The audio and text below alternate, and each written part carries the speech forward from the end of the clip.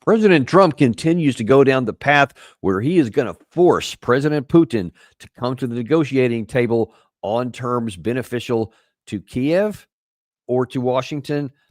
Hard to really understand what the logic may be here. We keep talking about this over and over. When you look at the balance of power between the two sides, when you look at the conduct of the war on the ground along this 1,000-mile front line that stretches now all the way across the country and up into the north, when you look at the air war, when you look at the personnel disadvantage between the Ukraine side and the Russian side, the increasing side of military production of the Russian side, the anemic side of production on the entirety of the West, to include Ukraine.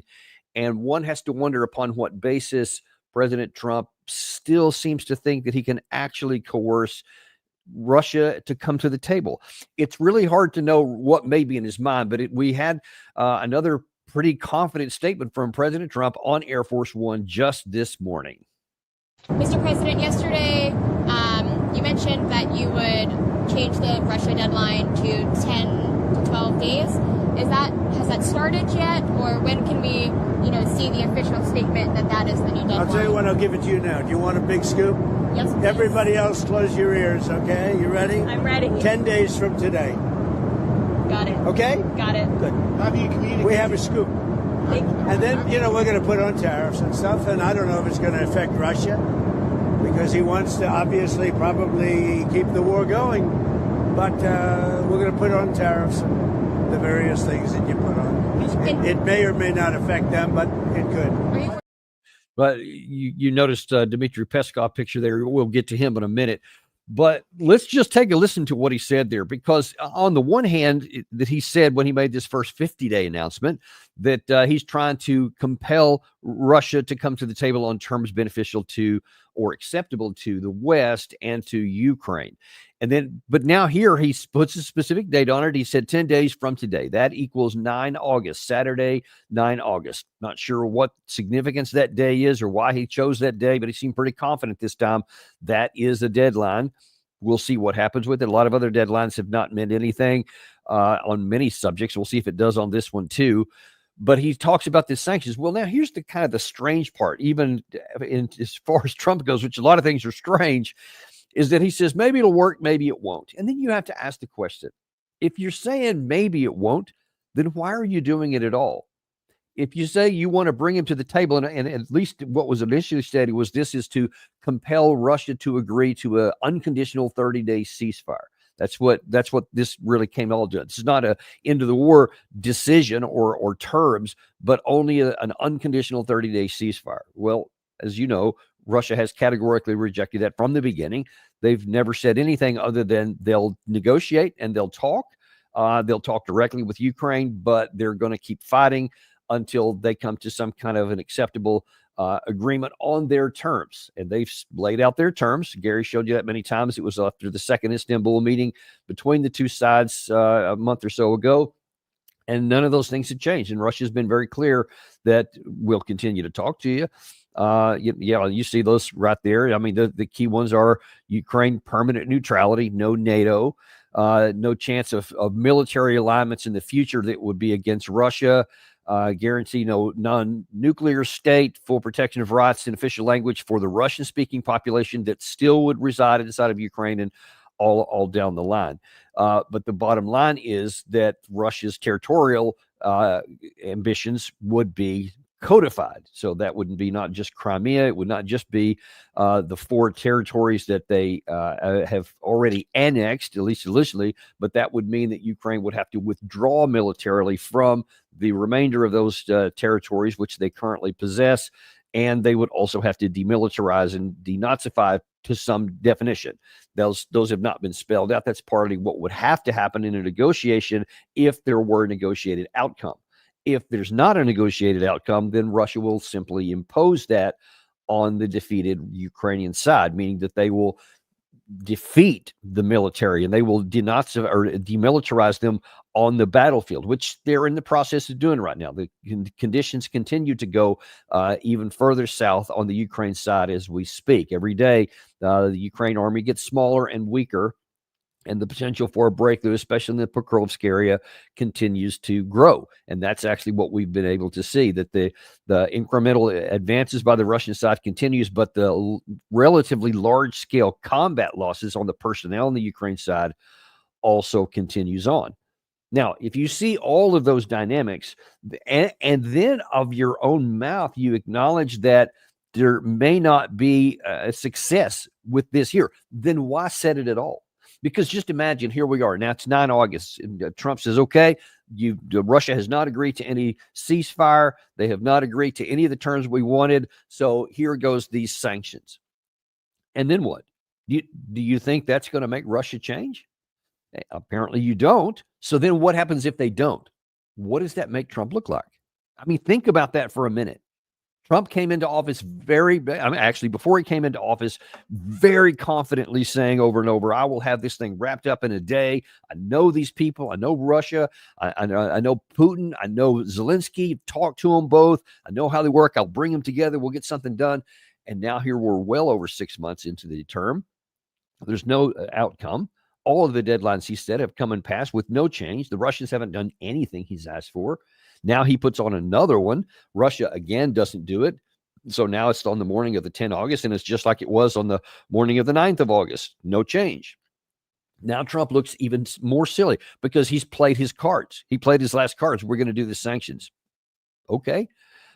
There were 18 packages, have so far been 18 packages of sanctions against Russia by the West since this war began in 2022. That hasn't stopped Russia from doing anything. So the likelihood that this is going to be just the next failure in line seems pretty high. But again, we have to think, what is Trump's intention here? What does he think is going to happen on the other side of that? Because now then, just imagine you've played all of your cards. You've had all these deadlines. I mean, you can't just throw another deadline on there. I mean, what are you going to do? Just yet another sanctions package? I mean, maybe they will do the one thing that they haven't done, that Lindsey Graham suggested on the 13th of July, I think, that, well, let's go after the seized Russian assets. They have billions of dollars in frozen Russian assets in banks in the West, et cetera. We'll steal that and go do some. Well, I mean, that would be unethical, but it certainly won't have any effect whatsoever on the combat fighting. So, again, you keep playing all these. It's like, look, I'm trying to win a high-stakes poker game, and I'm throwing 2s and 3s down. I mean, you may have them in your hand, but that's not going to have any impact on the outcome. So then why do you keep playing? Why do you keep saying, yeah, I'll put more money into the pot? Because by putting more of his credibility, it's Trump himself, his credibility, and certainly that of the United States and the West. And it just shows over and over, all these levers we keep pushing are useless. They don't have any impact.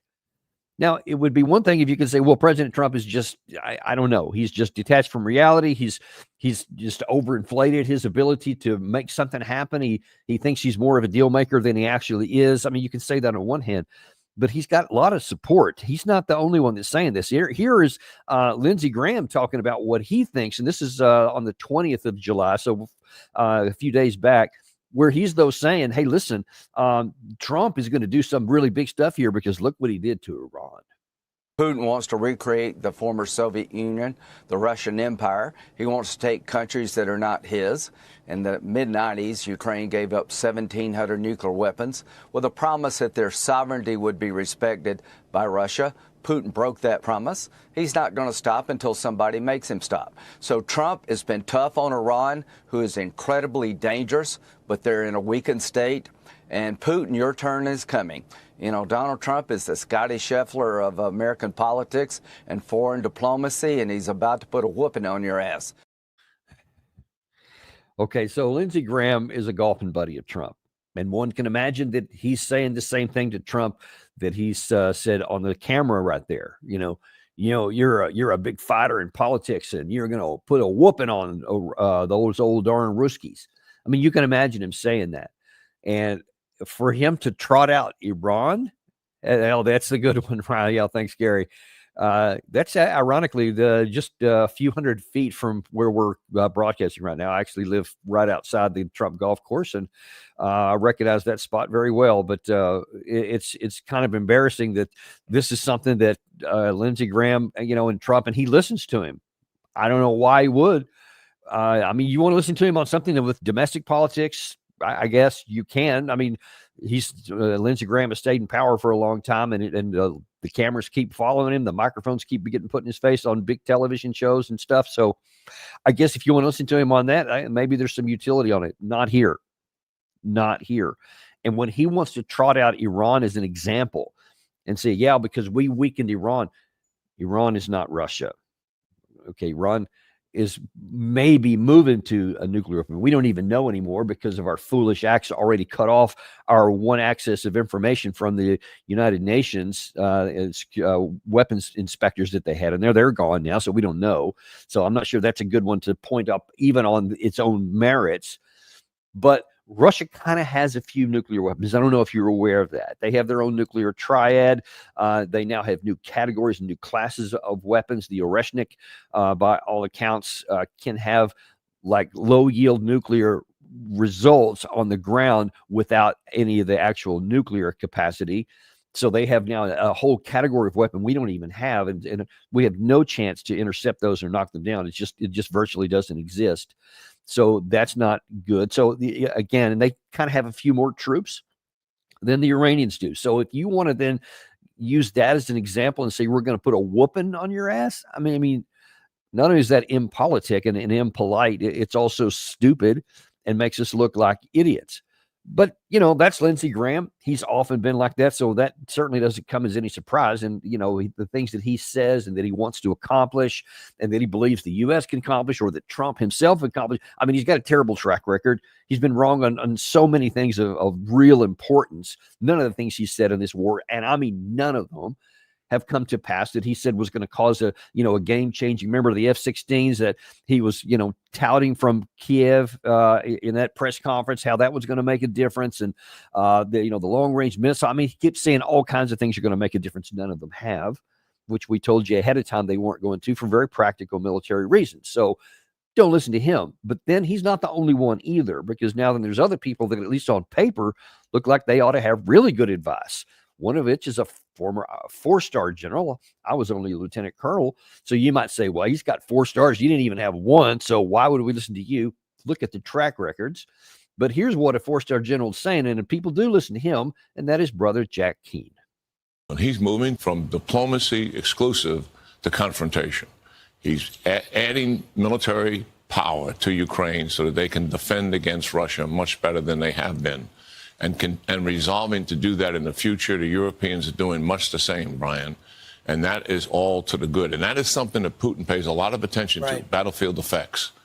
And secondly, what we're seeing now is likely tariffs and sanctions coming in a matter of days. I don't think Putin is going to make any concessions in the week that's coming. So we'll see that second thing happen, and it will have impact. But listen, Putin has always been able to work around sanctions to a certain degree. He's not as intimidated by that as what happens on that battlefield really matters to him. Are the sanctions important? You betcha they are. They are critical. I'm not suggesting that they're not. Right. But they're not going to necessarily change him overnight. It'll take time. China evidently was going to propose in those last 2 days with our talks some type of ceasefire. They have total control over Russia. You know that better than anybody. But just give an idea of what the Senate sanctions would do. It would actually sanction the countries who are buying the discounted oil and gas from Russia. Yeah. I don't know if you knew that, but that's news there. We hadn't heard that China totally controls Russia. You know that better than anybody, he said there. Well, does he though? Do you? And upon what basis do you think that China controls Russia? Now, certainly the partnership between the two has continued to increase with the BRICS and diplomatically, militarily, et cetera. China is definitely the senior partner, and economically, their economy is much larger than Russia's. Their military is much bigger than Russia's. It's not bogged down by war. So the Chinese side has a lot more freedom of navigation. They can act in many ways that are to their advantage, and they have kind of held Russia off to a distance. They certainly have not. They didn't, overtly help them. There's some dual use technologies that they've been using. I know a lot of the parts for some of Russia's drones and some of their other technology. Some of it does come from China, but China also gives some of the same categories to the Ukraine side. So they're kind of keeping themselves at a distance. But that is a far, far cry from saying that they are controlled by Beijing. There's no evidence whatsoever of that. And yet you didn't see Jack Keane push back on the slightest when asked that question. So I don't really understand what his thought process there, other with the Fox News guy asked why he thought that, because he seemed to think like everybody knows that, and nobody knows that because it doesn't exist. I mean, we used to say a lot of time that China controlled North Korea because they were the junior partner there. I mean, the substantially junior partner. They don't control North Korea either. They do have some influence over them, but it's a lot more limited than what people may think. There's no kind of control over Russia. They cooperate where they can. They have this, enduring friendship, I think they called it when this thing started off, because they both have common purpose. I mean, they were already friendly before that, in large measure because of the common adversary in the United States. So they have cause, and we've, of course, pushed them closer together. But that's on a cooperative basis, not a command and control basis of one being commanded by the other. That simply doesn't exist. One of the other things he says there is that, Putin does pay attention to the battlefield effects. That is true. That is one of the few things that he said in that clip there that are accurate. And in fact, that's not good for your side. That's not good for America's side, because Putin does pay attention to what happens on the battlefield. And when he sees everything that we have done, whether you're talking about tanks, armor personnel carriers, different categories of drones, artillery systems, artillery rounds, air defense missiles, air defense systems, long-range missiles, short-range, medium-range, etc., all those things we have done in cumulative, they have been able to handle. They've defeat large percentages of the weapons that we use to go into Russia. They've now learned, because well done, both Trump and Biden administrations use so much of the stuff that we might need to use in a war, especially with some of these long range missiles and the air defense missiles, that Russia now has learned how to largely defeat both, to bring them down, or to get past them, is in the case with the interceptor missiles. And our percentages, according to the Times of London, is roughly 30%, somewhere between 30 and 35% of what Russia shoots in is shot down. That's missiles, drones, all of that cumulative together. And that's not a good percentage. And apparently, even in some of the THAADs and some of these other kinds of high altitude issues, we're not shooting down hardly anything on the Russian side, especially some of these hypersonics. So that's not good. And because Putin does pay attention to what happens on the battlefield and what we can't do, then we have some problems. And this is what we're showing here. Is something that Doug McGregor showed us yesterday from Rybar. That's primarily looking at stuff from the Iran-Israel conflict, but some of these same categories of missiles, the SM-3s, the THAAD, and the Patriot interceptors are, I think, all but possibly the THAAD are in use in the Russia-Ukraine conflict, and they have similar results in there. So the Times talks about similar levels of interception. So if you think that because Putin pays attention to battlefield effects, that these sanctions are going to impede him and either help Ukraine or harm Russia, and that's going to change something on the battlefield, I mean, that's just a fantasy. I mean, it's not accurate to say there's no evidence to support that. It's accurate to say there is overwhelming evidence to refute that. All these sanctions, all these 18 rounds of sanctions, the total cumulative of 16,000 sanctions that the U.S. has on Russia dating back many, many, many years, they obviously have no impact because Russia continues to move forward. They're not going to, because Russia has largely made itself self-contained. Or, as Dmitry Peskov put it, they're kind of used to it. We have been living under a lot of sanctions for a long time. Our economy is functioning under a lot of restrictions. That's why, of course, we have a certain amount of immunity. We continue to record all the statements that come from President Trump, from other international representatives. That's their statement that came out today, is that they will record the statements made by Trump. So they hear him, because apparently Dmitry Peskov was asked today about Trump's comment there about the 10-day being set for this today, the timeline or the clock starts today, and also on 9 August is when it reaches up, and they're like going, okay, we've recorded that. It's like the United States, how we sometimes say, noted. Got it. 9 August. We'll see you then. They're not going to pay any attention to that at all, of course. You've had Dmitry Medvedev. We showed you in an exchange with Lindsey Graham yesterday where he's basically mocking the United States. And why wouldn't they? Because everything we've thrown at them has fallen short of the promises. Everything. Battlefield effects, physical weapon systems, ammunition, sanctions, attempts to diplomatically isolate Russia. Everything has fallen short. And so Russia sees that it's moving closer and closer to the ground, to its objectives here. And they say, listen, we're not going to change anything that we're doing here unless you're willing to change what you're going to talk about at negotiations. That's why Russia says we're willing to have phone calls with Putin, or with Trump. We'll have more if that works, if that's useful. We'll have talks and conversations directly with Ukraine. Apparently, they would even talk to Zelensky himself, although there's some dispute over whether it would be a Putin and Zelensky meet. Apparently, Russia has signaled that they wouldn't do that unless there was ready to be some kind of an agreement, which I don't see from the Zelensky side there's any possibility of that anytime soon. So what does that leave us then today, and where is that almost certainly going to leave us on the 9th of August? It's where we were today. It's where we were on the 13th of July before Trump even made his 50-day declaration. The same place we are right now. Russia is going to ignore what we say. They're going to see what we do. They're going to take countermeasures that they have resourced. They're going to continue to escalate their ability to produce weapons of war, to produce the kinds of ammunition and stockpiles that they need to be able to prosecute this. And they will continue to methodically destroy Ukraine, because we're going to almost certainly going to continue on down the path we have, which is to ignore anything that Russia says, that we're not going to listen to any of their positions, that we're not going to pay the slightest attention to them. And we're going to just hope in these fantasy outcomes, like Lindsey Graham's talking about. We're going to put a whooping on Russia, just like we did on Iran. We're not. And that China controls Russia, which they don't. And that Putin's going to pay attention to these. We've reached an inflection point, says Jack Keane. No, we haven't.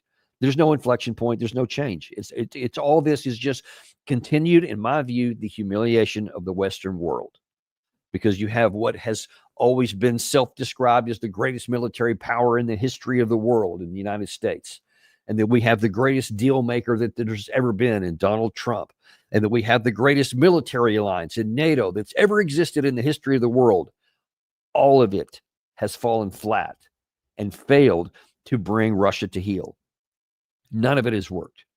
All of our diplomacy fell apart. And you can go all the way back to the disastrous events of January and February of 2014, when we backed an uprising that overthrew the legally elected government in Ukraine, because they wanted, that government of Yanukovych wanted to pivot towards Moscow and away from the European Union. Many of the people in Ukraine didn't like that. There was a revolt, turned into violence, and then they ended up driving that guy to power. We supported that. Instead of saying we support the rule of law, only the Ukrainian people can determine whether they're going to go, we'll go with whatever comes out. That would have been the right thing to do, but it's not what we did. We specifically involved ourselves with making sure that outcome happened, because that's what we wanted. We didn't care about the rule of law. We didn't care about democracy or any of that stuff. We supported the overthrow of the legally elected government, period, point blank. It doesn't matter. And then, of course, we get into the Minsk agreements. We supported that. But apparently the Western leaders never intended for that to happen. We said we're going to continue to move forward with NATO closer and closer to Russia's border. We specifically said Ukraine and Georgia, we're going to ad infinitum. We've been failing from the beginning. Everything we try to do to harm Russia and to build up our side has backfired. And there's no reason to think that's going to change anytime soon, because now then Russia's basically not even attempting any kind of diplomacy with us, because they no longer trust us. our word has fallen short too many times, or been directly contradicted, or we said one thing and did another.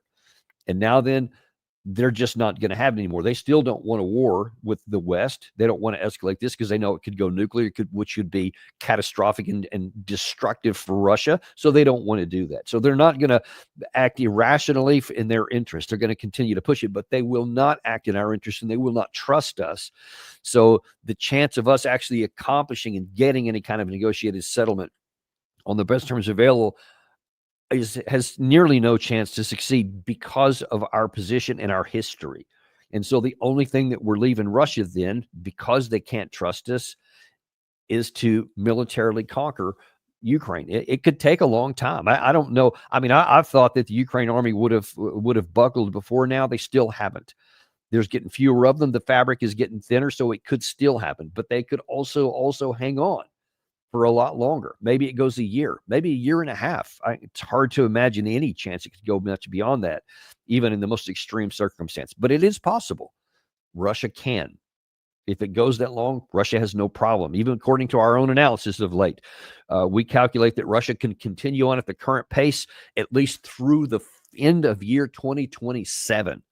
Not even just next year, but the year after that. There's no chance that the Ukraine side can do that. They just won't have the manpower, let alone all the other armaments, because the West in cumulative cannot meet the demand.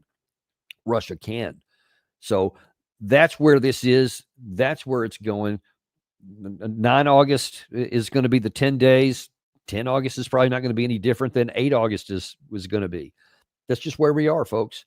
And we're going to continue to be unintimidated and uncompromised to bring you this information. And we're going to lay it all out there for you. This is not just me giving my opinion. Everything is resourced and cited here. So you have physical evidence to back up all these things. It's not rocket science.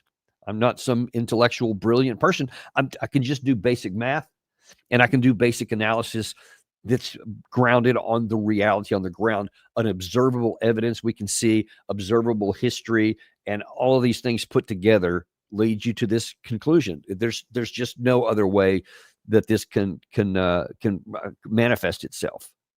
And unfortunately, the further we go down with this unwillingness, I don't know if it's unwillingness or inability to see the reality and clinging to the fiction that by strength of personality or because we want it to be this way, I don't know which.